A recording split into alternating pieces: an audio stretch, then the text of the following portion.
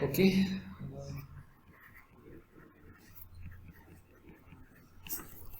So let's do a quick recap. So in the last class we basically saw how to extend the result of Delign's theorem to LPTV network. So for a normal or for any two networks, say n and n hat, having the same graph, we saw two variants of Delign's theorem. One was in time domain.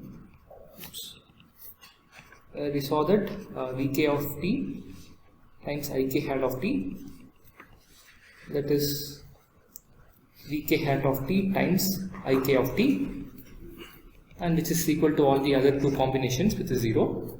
We also basically saw the same result in frequency domain as Vk of f Ik hat of f was equal to Vk hat of f times Ik of f. Right?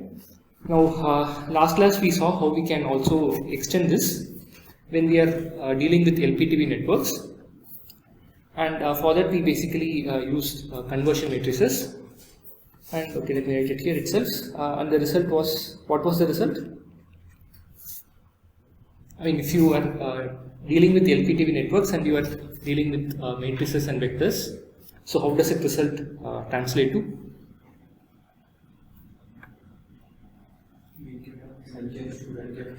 Yeah, I mean everything is a vector. So this was Vk transpose time Ik hat. That was basically Vk hat transpose times Ik 0. And of course you can also do the same as Ik hat transpose times Vk, right? That's basically taking the transpose of this entire term. And you can do the same thing here. It's Ik transpose times Ik, right? And not just this, if you take any circuit theorem, you could use this notion of matrices and vectors and extend it for LPTV networks, right? So for example, say you have Thevenin's theorem, you would have learned for LTI networks. So what does Thevenin say? What's the theorem? For any linear network, we can right. So basically, I mean, know that this works for a linear network. So what all components can be in this network? RLC. Dependent sources. Yeah. Dependent. So control sources, and of course this has multiple independent sources as well. And here, of course, let's say this is a massive network and you're not interested in what's going on inside the network, but if you're only interested in the terminal behavior, that is, you want to know how the system, these two ports or this port responds when you apply a current or apply a voltage, right? And let's say if that's the behavior you are interested in, then Thevenin's theorem comes in handy, right? So for example, let's say you apply an external current here and try to measure what is the voltage developed. So what will be V out? Let's say everything is in phases because we are dealing with impedances. So V out will be what? I mean, what all things can contribute to V out? I mean, to have a non-zero V out, I mean, basically I'm asking, I mean, this is a network containing RLC control sources and independent sources, right? And here I'm applying an external current source and Control sources. Sorry? Independent sources, control sources can result. I mean, is control sources required or? Independent source. Okay, let's say there is no independent source here.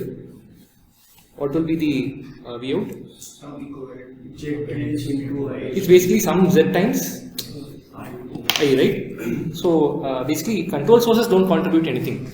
Here we are finding Thevenin voltage. No, forget about, I don't know anything about Thevenin, right? This is a network.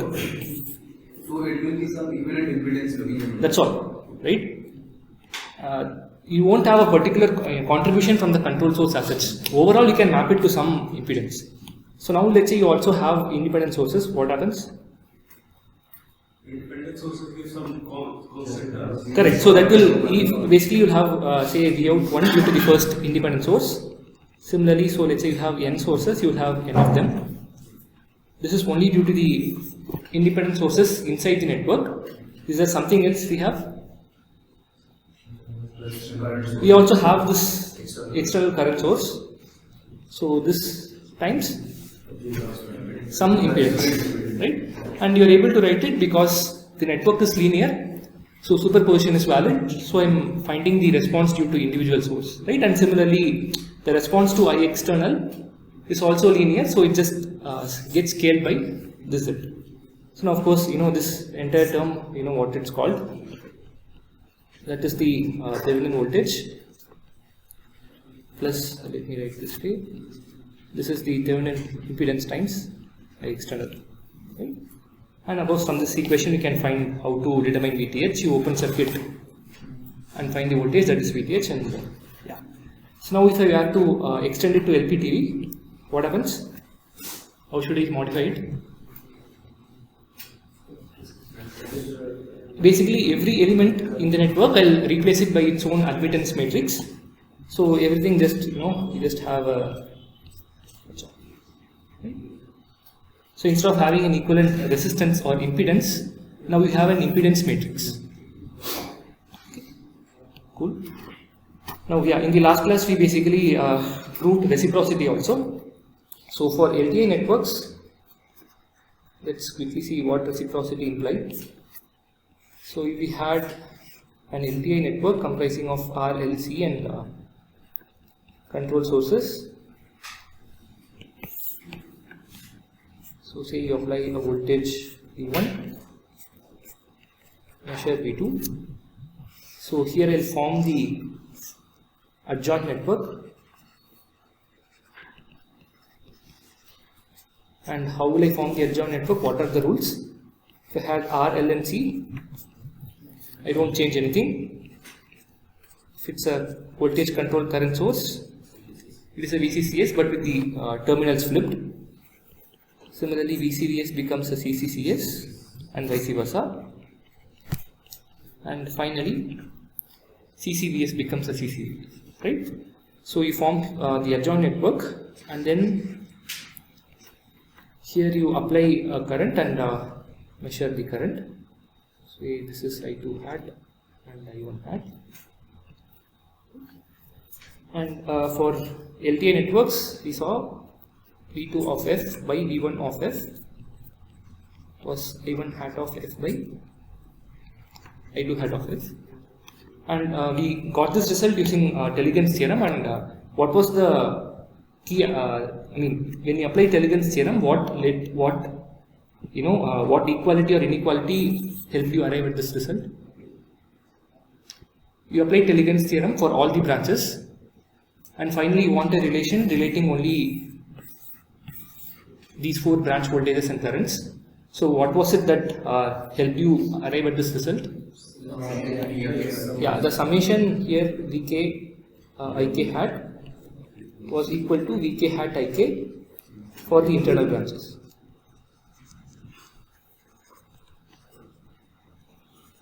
Right? The moment you ensure this, then the terms for the internal branches cancel and you end up with this result. Great. So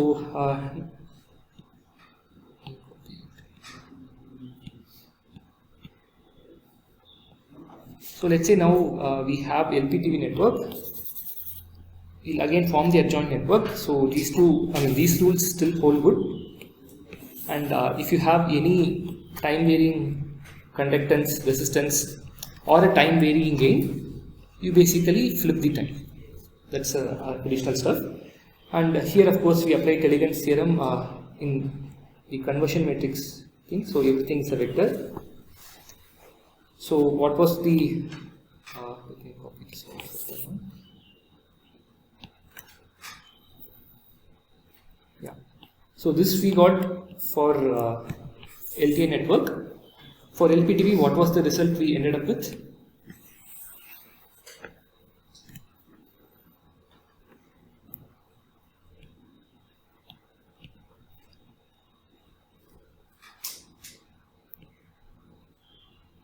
I mean, we applied Teligent's theorem in this form.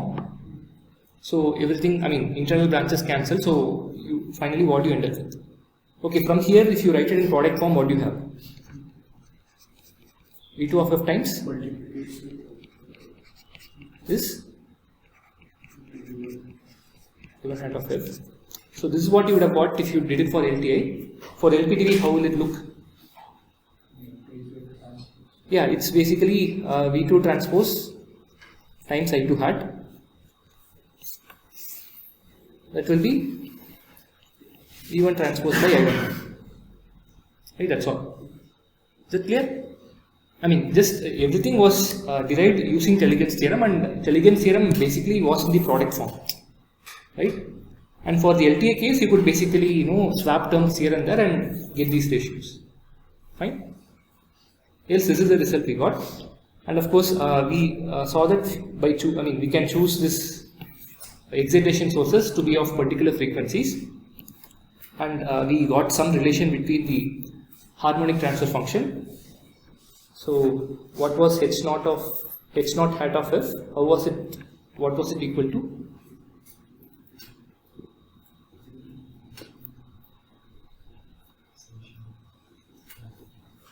I mean, you have harmonic transfer function for the original network, say that is some h naught of f, and you find h naught hat of f for the adjoint network. What was the relation?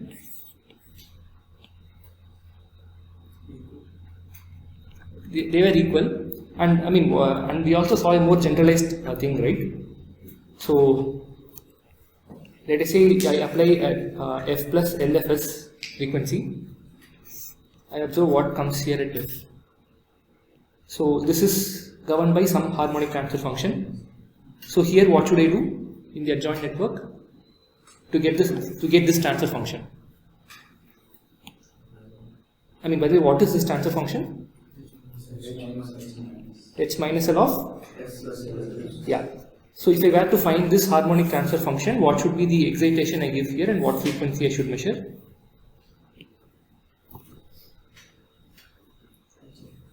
Huh? Yeah, what is the frequency?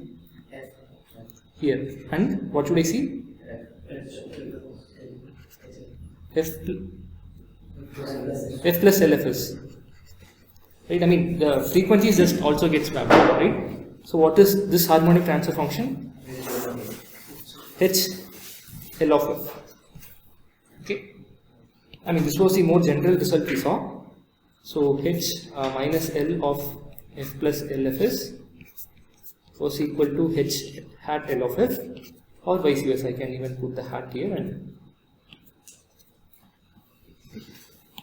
so, I mean, just graphically, if you think about it, in the original network, say you had all these frequencies, f minus fs, f minus 2fs, and you see at the output how all of these translate to f, right? This is the frequency f. In the adjoint network, you can apply these transfer functions by applying what frequency as the input? F as the input, and just see how this frequency gets shifted to all the other frequencies, right? So from f to f, the transfer function in the original network is same as this transfer function from f to f. From f plus fs to f is equal to the transfer function here when you inject a frequency at f and look at the component at f plus fs, and so on. Okay, is that fine?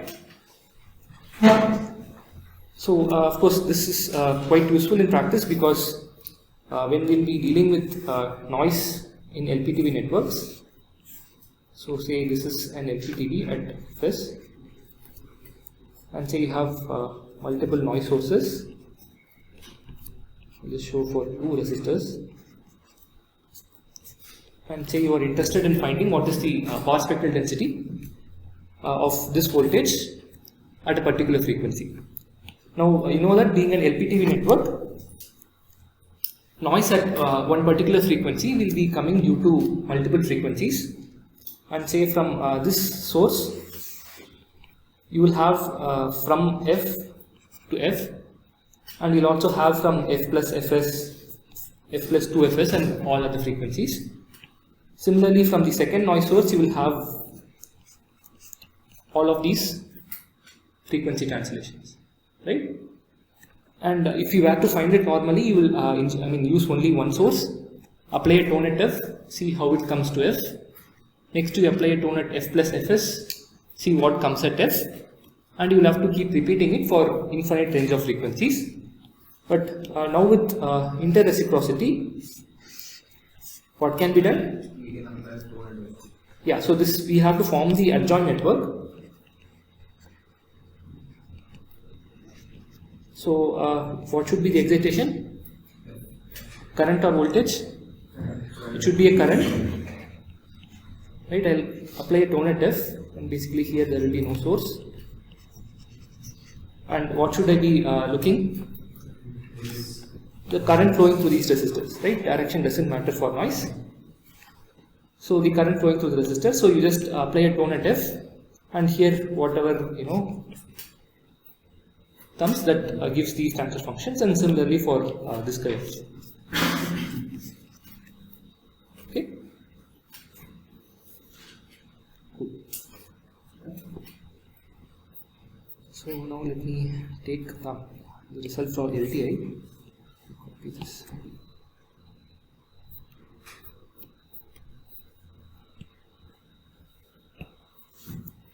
Yeah, so this was the result we had for the LTI networks, reciprocity. Okay, erase these guys. So here you see that the transfer function from input to the output is here in the first network, the same as the transfer function from the current source here to the current measured here. Of course, here we have only one transfer function, so let me call it h of f. That was equal to h hat of f here. Fine. So what does it imply for the impulse response? They are also same, right? So the impulse response h of t here is same as the impulse response in the adjoint network, which I call h hat of t. So this means that how do I measure the impulse response in this network? I'll apply an impulse voltage and measure what V2 is. And of course, to get the impulse response, what should I do? Divided by 1 volt second, right? And here again, to get the impulse response of the adjoint network, I'll apply an impulse current, measure what I get as I1 hat, and scale it to be dimensionally fine.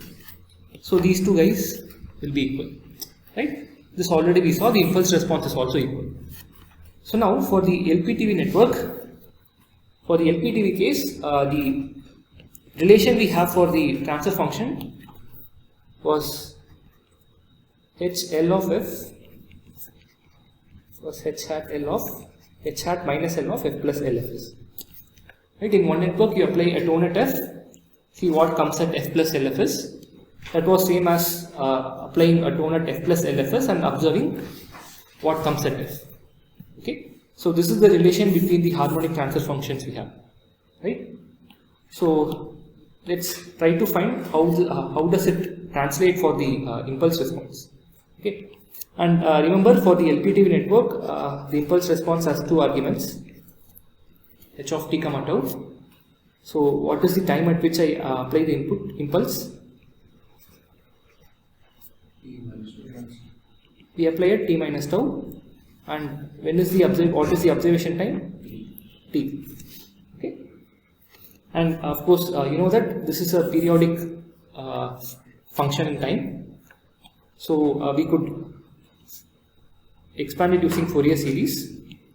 And if you expand it using Fourier series, what are the Fourier series coefficients? It was hk, right? And you take the Fourier transform of it, what do you get? The harmonic transfer function. Okay, so now we have a relation relating the harmonic transfer functions. From this we'll try to go back to this. Okay, so yeah, actually why don't you guys try it out? So I have basically the relation between these two. Try to relate the harmonic transfer function hk to some other hl of that of t. Right?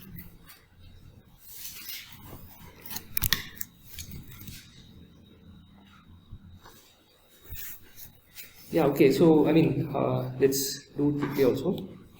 We have this is the base relation. So if I want to find the hk of t, that's the inverse Fourier transform. Oops, this is good. Yeah. So this is basically the inverse Fourier transform, and what is it? What? Huh? Integration of Yeah. Integration of HK of e to j to by df, and we already have the relation, so this is basically h hat minus k of f plus kfs times this guy df. So what can we do next? Put f plus kfs as that. Yeah, so let's say it's some f hat as f plus kfs. Okay, so what do we have? H hat minus k of f hat times e power j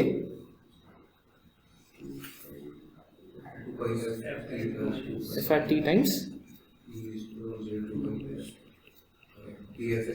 t, right?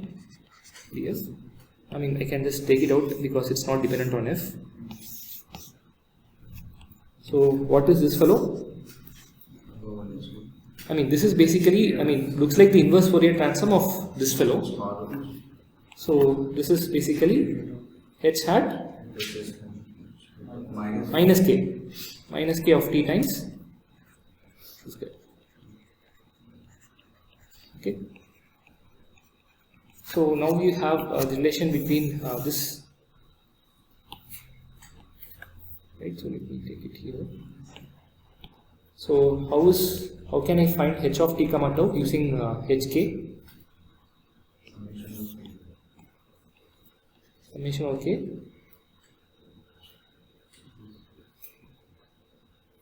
Okay, I mean, okay, this it's a periodic signal. If you try to find the Fourier series coefficients, right? So what? How do you find the Fourier series coefficient? 1 by ts integration of this. 1 by ts integration. What ts is Yeah, h of t comma tau plus j by ts. plus or minus Minus. by fs t or tau. T tau. I mean, this is a periodic function in what? T. Okay. It's a periodic function in T, so this is basically dt. So what will this be? This will be some hk, and what will be the function? It will be a function of tau. So now tell me how we can write h of t comma tau in terms of this. This is the Fourier series coefficient. So how will you write it? Summation k hk of tau equal plus times t. Okay. Yeah. So now you have this guy hk of t in terms of this. So what do we get? H hat minus k.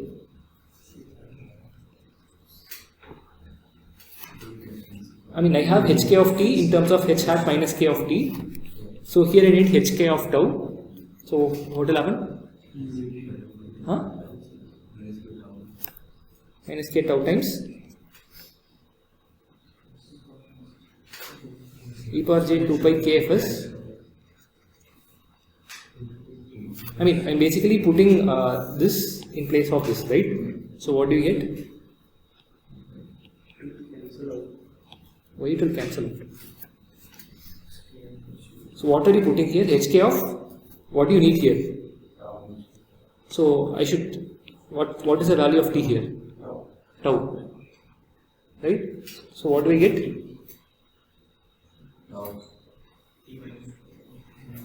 T minus tau, right? You already have a t here, and that's giving you this. Okay, so Right, so now what I can do is I can basically, this minus k is there, I can replace it by plus k because I am taking for all k. So I replace k by minus k. So I'll have minus 2 pi, fine. And this minus I will slightly rewrite it as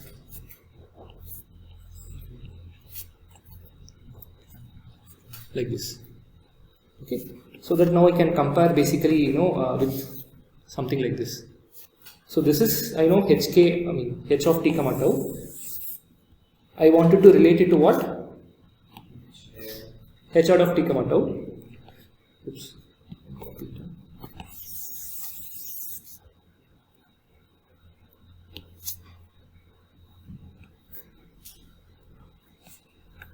So what is h hat of t comma tau in terms of hk hat of tau?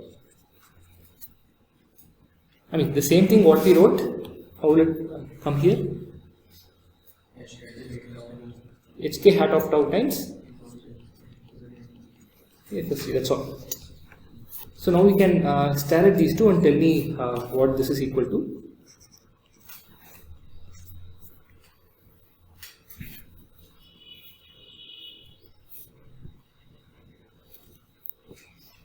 So what is first argument? Where does it appear here? First argument is t, right? So t, where does t appear in this expression? So whatever is the time in the exponential, that's the first argument. So what is the first argument here? Minus of t minus tau, right? So this is the term that appears with the exponent. So this is minus of t minus tau. And the second argument, where does it appear? Yeah, it's the function here, and that's simply 2. Okay. So h of t comma tau is basically h hat of minus t minus tau comma tau. So what does it mean? So let's write it here. So here, where should I apply? I mean, if I say h of t comma tau, what is the time at which I launch the impulse? T minus tau. And when do I observe it? T. Okay, not tau. Tau is only the time difference between the observation time and the time at which you launch the impulse. So here, what is the time at which you are observing the response? Minus of t minus tau. And when are we launching the impulse? Minus t. Is that fine? So I mean you can clearly see, right, this is equal to minus t naught minus t. Okay. And as usual with as you expect for the adjoint network, things got swapped. Whatever is ti became t naught and vice versa, right? And why does it flipping make sense? Time, I mean the sense, the negative sign, why do you think it makes sense? Or does it make sense at all from what you have seen so far for the adjoint network? How do you form the adjoint network? Yeah, I mean I have one network, how do I form an adjoint network? Reverse the control source. Correct. If you have some time variance, I mean basically It should be replaced by minus g of so any time variance from f of t must become f of minus t. So here it's obvious that the adjoint network is operating in the reverse time. So it also makes sense that you have it like this. I mean other way to think is, see if let us say I choose this is some 10 seconds and say the input as 7 seconds. I can't have a case where I apply the input at 7 seconds and observe it at 7 seconds. Right? This will be non-causal. Right? The only way to make it possible is to add the minus. Right? That's the dumb way of looking at it. Okay, so let me show what happens. So in the let me copy this.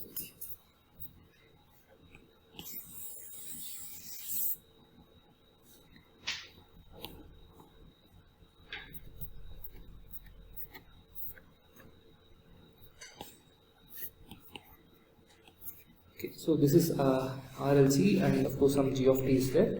It's an LPTV network. This is the adjoint LPTV. So here h of t comma tau is same as h of minus t minus tau comma tau. Okay. In other words, I apply the impulse at Ti, observe it at T naught. Here, when should I launch the impulse? No, if I say, Ti is the time at which I apply the impulse, T naught is the time at which I observe the response. Here I should apply the impulse at minus T naught and observe the response at minus T, right? So what is D1 then? If I have to apply an impulse at Ti, this is delta of what? T minus Ti.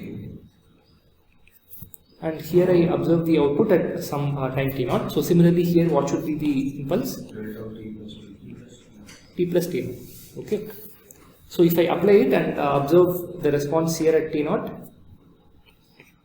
and here at A1 hat of minus Ti, both of them will be equal in magnitude, right? So here, let's say this is 0 and I launch the impulse at this time Ti. I get some impulse response. So let's say I record the response at a time T naught. So this is some value. This will be equal to the value when you apply an impulse at minus T naught. So say this is, okay, and observe the response at minus T. Okay. Now I know that these two values are equal. So let us say I observe the response at T naught plus delta T, and here also I do the same. Okay, this is basically delta T. Can you comment on those two values?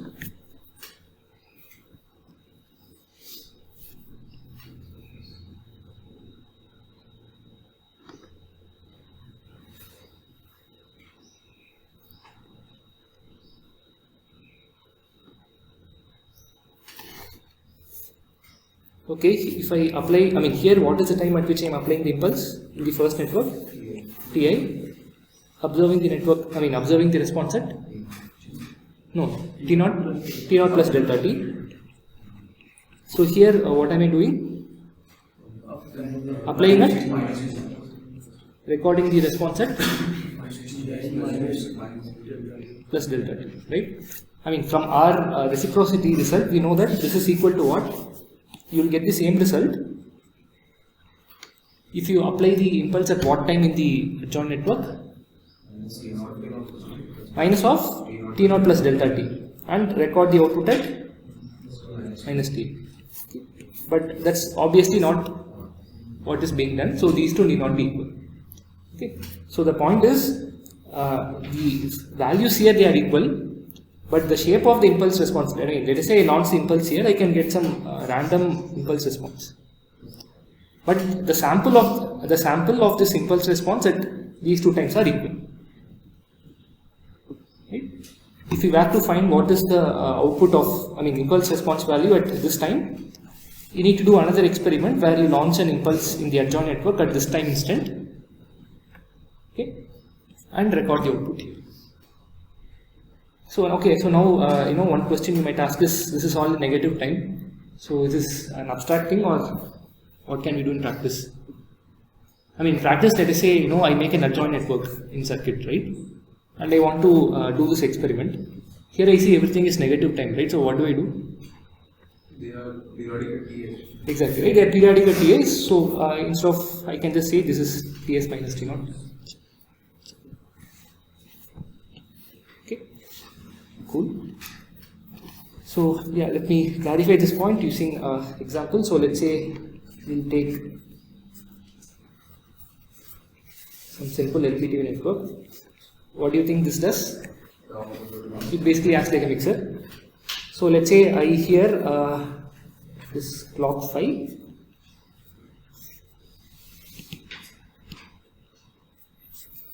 It's like this. Okay. and let's assume that TS is 1 second and this is 0.5, duty cycle is 50%, and let's say I so let me mark the times. This is 0.5, this is 1. So let's say I launch the impulse at this 0.1 second, okay, and let's say I'm interested in observing the output at say 1.3 seconds, right? So let's see what happens. So I apply an impulse here, delta of t minus 0.1.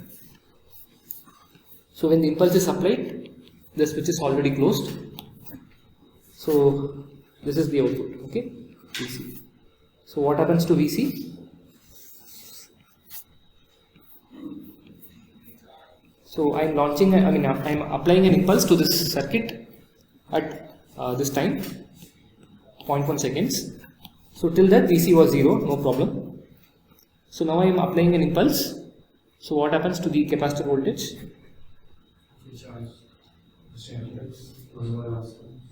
Yeah, right. I mean, the capacitor was initially uncharged. When you launch the impulse, the switch is closed. This was at 0 volt. This is delta of T. So what is the current flowing? Yeah, what is V? It's basically delta of what? T minus 0.1, some delta T I'll just write by R. So that will be the current that will flow at this exactly 0.1 seconds. So this current will charge the capacitor. So it will rise up to 1 by RC. 1 by RC, and then what happens after that? It tries to decays, and then this will happen, decay will happen as long as the switch is closed. So here it's open. So what happens when the switch is open? It will hold the old value, and then again here it will start to decay like this. Okay. So okay, tell me what is the voltage value at this time instant?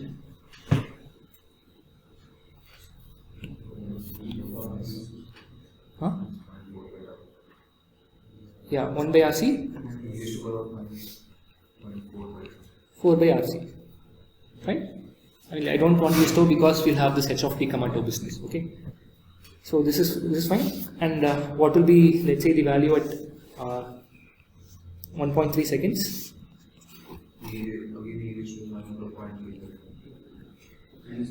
Minus 0.7, is that fine? You have 0.4 here and 0.3 here.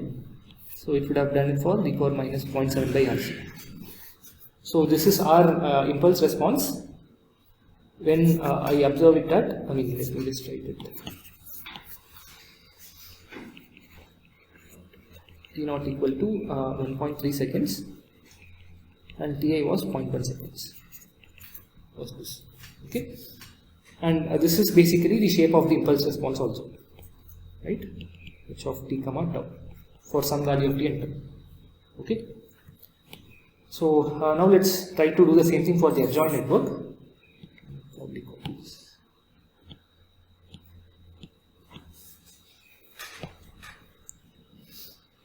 Okay. So how will the adjoint network look like? Yeah, so this basically becomes some phi hat, which is time flipped version. So let me just move it around in all times.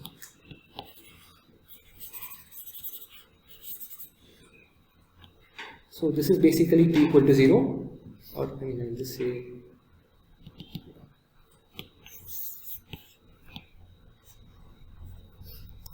this is t equal to 0. Is that fine?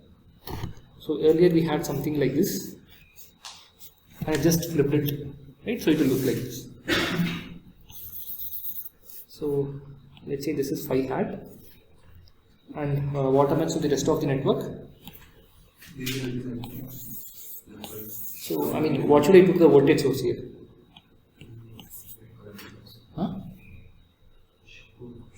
I'll have to short it, right? I'm no longer interested in applying the response. Applying the input here, so I'll short it. Now we will apply impulse current. Right. Okay, so I'll apply an impulse current here and observe what? Here. That's fine. So earlier case we launched the impulse at 0.1 seconds and observed at 1.3 seconds. So now where should I, at what time should I launch the impulse? 0.7 launch 0.9. 0.9? No, I don't think it's 0.8. Let's do it. It's basically minus 1.3 and minus 0.1. So in positive time, this is basically what? 0.7 and 1.9. Fine? So I'll have to do it at, apply 0.7 seconds. So this is basically 0.7. Maybe not. This is basically the time at which we launch the impulse. So we are interested in measuring this current I1 hat. So what is I1 hat of t in terms of the capacitor voltage?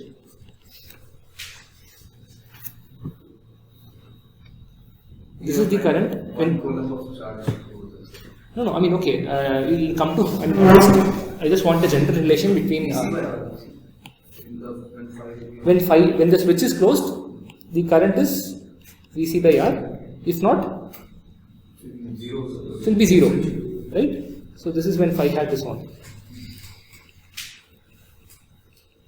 Fine. So let's see what happens. You apply an impulse current here, and when you are applying the current, the switch is closed. So where will the impulse current flow? To the capacitor. So what will happen to the capacitor voltage? So it will rise up to 1 by C volts. And then what happens? It will start to discharge because now the impulse current is not in the picture and you have a RC connected. So it will again discharge till this point and then hold its value. And then from here it will again discharge. Okay. And we are interested in the output at 1.9 seconds. So where is 1.9? This is 1. Is that correct? So this is 1, this is 2, so this is yeah.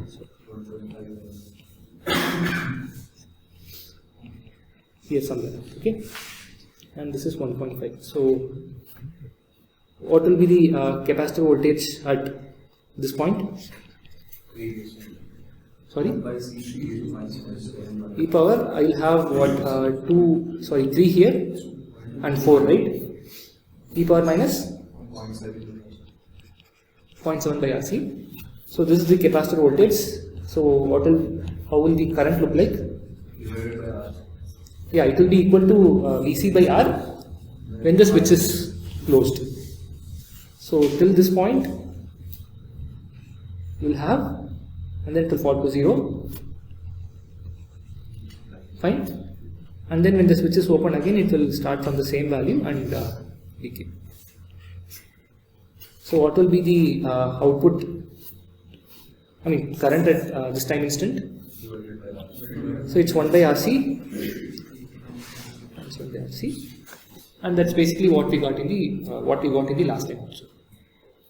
But the thing to notice, even though these values were equal, the shape of the impulse response, here it looks like this, whereas you can clearly see here it basically does something else. So you can only guarantee the relation between the samples of the impulse response and not the shape as such. Okay. Cool.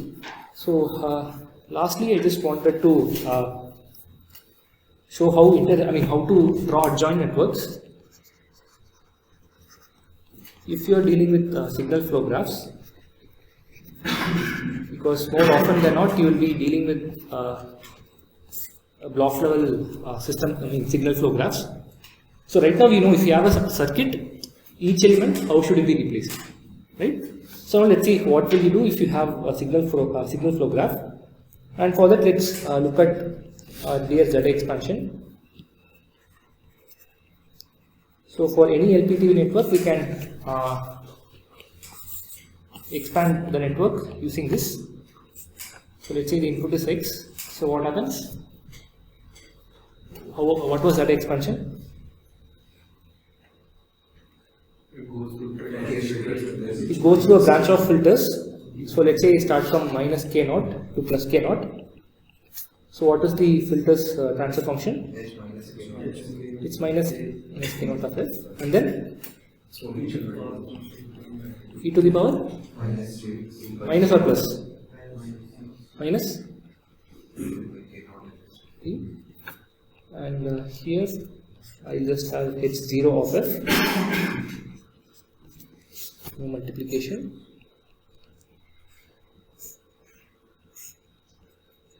h k naught of f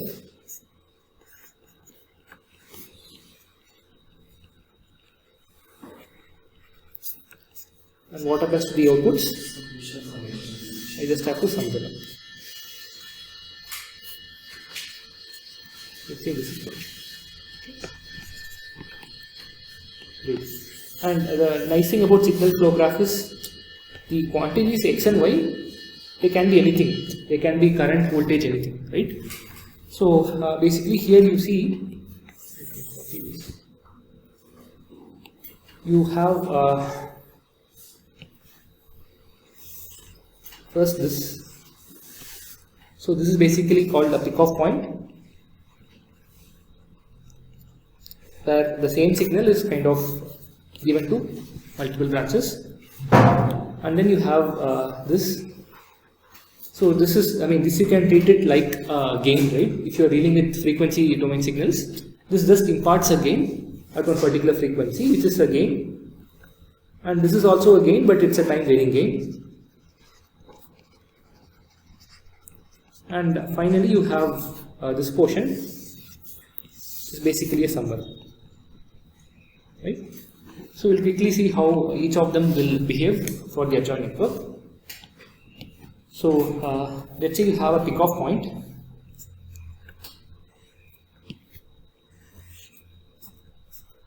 So this is some x, so this is also x. So let's say you want to implement this in circuit, how will you do? So yeah, but I mean, if you want to draw using circuit elements, how will you do it? I mean, yeah, I mean, what you have is some voltage. Let's say we deal with voltage for now, Vx. I need to generate 3 outputs. All of them are Vx. Yeah, buffer is basically a VCVS, the gain of 1. Fine. Okay. So similarly, say you have a summation that sums 3 signals x1, x2, x3. Say generates x4. So how will you? What is the simplest implementation for this summation? Exactly, like he's pointing out. I mean, you put voltage sources in series, right? So you buffer this first voltage, second and third. So this is say V1, V2, V3. So this will be 1 times V1, 1 times V2, 1 times V3. So this voltage will be sum of all the 3. Okay. So let's use these 2 tricks to convert this signal flow graph into something that looks like a circuit, right? So again, this is the pick-off point. I'll replace it using 3 voltage controlled voltage source. So let's say this is my input, V in, 1 times V in.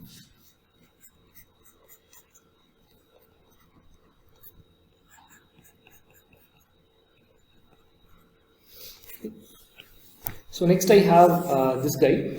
It's a filter. It takes a voltage input and generates a voltage output, and it imparts a gain of h minus k of f. So simplest case, I can think of this also as a voltage controlled voltage source with this as the gain.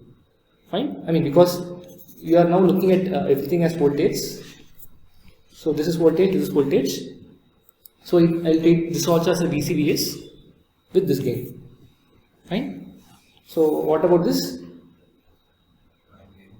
Yeah, this has a time varying gain. But again, this also is voltage input, voltage output. So I can think of this as a voltage control voltage source with a time varying gain, right? I mean, this is basically something with e bar j 2 pi f t times V, right? That's all. This is V. Okay. And finally, you have the summation. And summation, as we saw, we'll replace it using again voltage control voltage sources.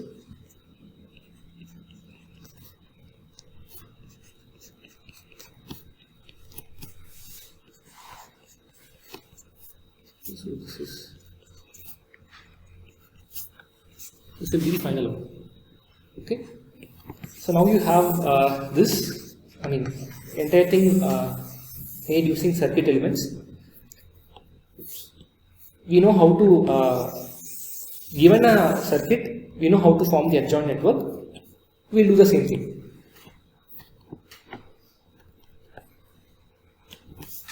So for the adjoint network, I will basically have no input. I mean, the input side will be, excitation is not applied here. Excitation is applied here, right? So we'll start from right to left. So here I have a voltage controlled voltage source. What should it become? Current controlled current source. So this will become short circuit, and here I'll have a current source. Say this current is some I2 hat. So the same will happen everywhere. So everything here will be a short. It's basically a short to ground, and I'll be injecting currents. Okay. Fine. So next I have a voltage controlled voltage source with a time varying gain. What should it become in the adjoint network? It's a CCCS, right? This is a current input, so it will become a current controlled current source with the same gain, but the direction of this control source will flip, right? So here this was the sensing node, this was the sourcing node, so the direction will flip.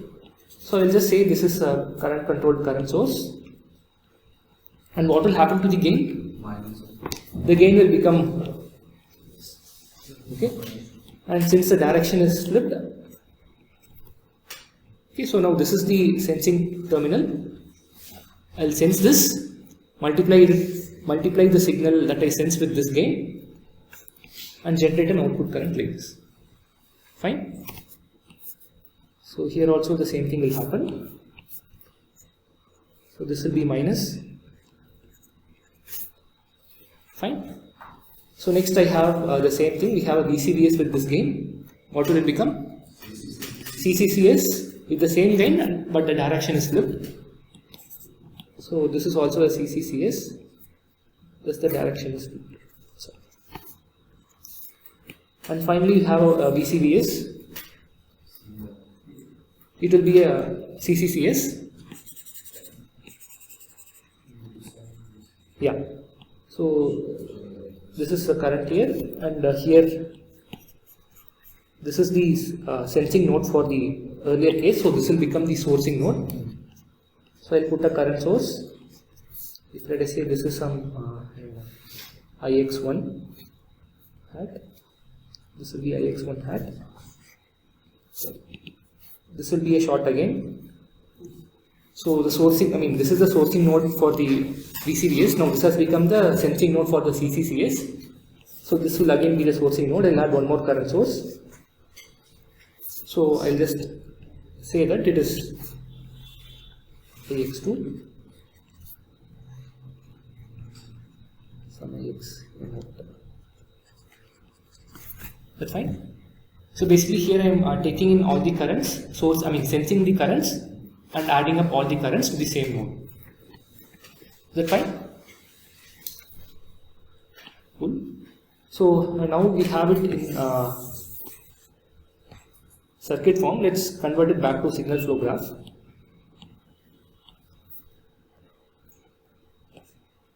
So what am I doing here? I am taking in a current and generating multiple copies of this current. So what component for the, it's a pick-off point, right? we saw for the pickoff point, it took in one signal and generated multiple copies. So here I am essentially doing the same thing.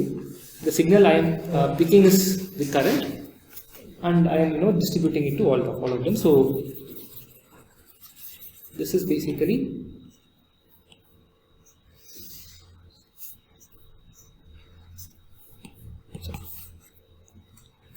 fine, and these are already there. I mean, these are just blocks. I will just retain them.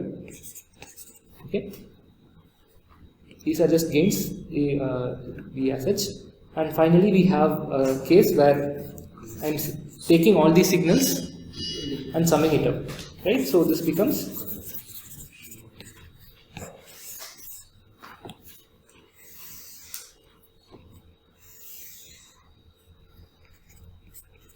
right. So this is the adjoint network, where I apply the signals here.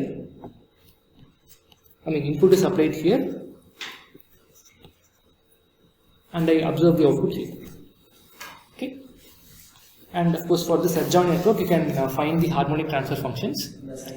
Exactly, I was going in the assignment. If you recollect, this was one of the questions, right? I gave a different expansion of the LPTV where the input was first multiplied by the complex exponential and then filtered. And you are asked to find the relation between the harmonic transfer function of the original LPTV network and this. And now we can go back and see if that result makes sense. Okay. Cool. So just to summarize, for the signal flow graph, if you have a pickoff point, what do you do? If I had a pickoff point, what happened in the adjoint network? This was the pickoff point in the original network. In the adjoint, it became a summing, right? So this will become signal direction obviously reverses, and you have sum. Similarly, here if you had summing, so here it will become a pickoff point. Again, the signal flow direction changes. Okay, and if in any of the paths you had a gain, say here I had a gain of k1 of t, here k2, and here it's k3. What will happen here? Here it will be k1 of minus t. This will be k2. This will be k3. That's all. Okay. So lastly, so let me probably redraw it. The original network looked like this, right? So I had a filter h minus k naught of f multiplied with e power j minus 2 pi k naught fst. This was h naught.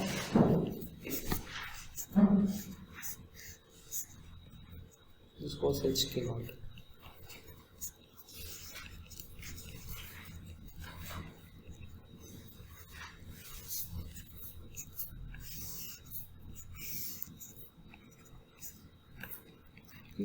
And in the adjoint network, this looked like this.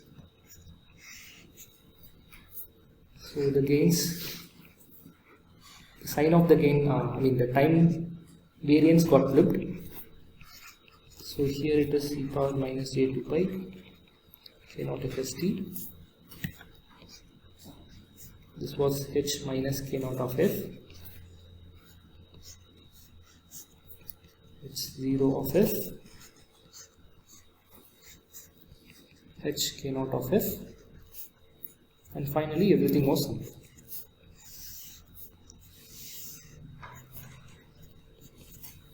Right? So here let's say I apply an input at a frequency f, and say I'm interested in, or let's say I apply a tone at f plus k naught fs, and I try to find the response at f. So which the frequency f will come from which of the branches? It will come from the topmost branch, right?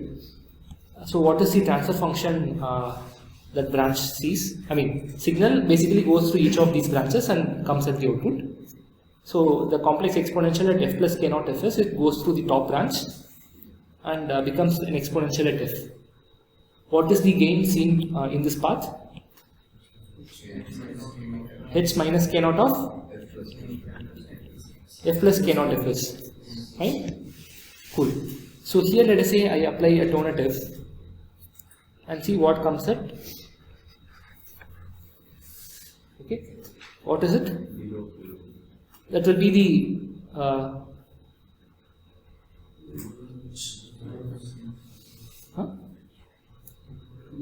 where will it come from? From the top path, right? So even this harmonic transfer function, what is the gain it sees? What is the gain seen by the signal when it travels from here to here? F plus. Fine. I mean, so now you can see it in the adjoint network. I applied a tone at f, seeing what comes at f plus k naught fs. So what is the harmonic transfer function for the adjoint network? I apply a tone at f, look the response at f plus k naught fs. What is the harmonic transfer function? I mean, input is at f, right, for the adjoint network. Output is at f plus k naught fs.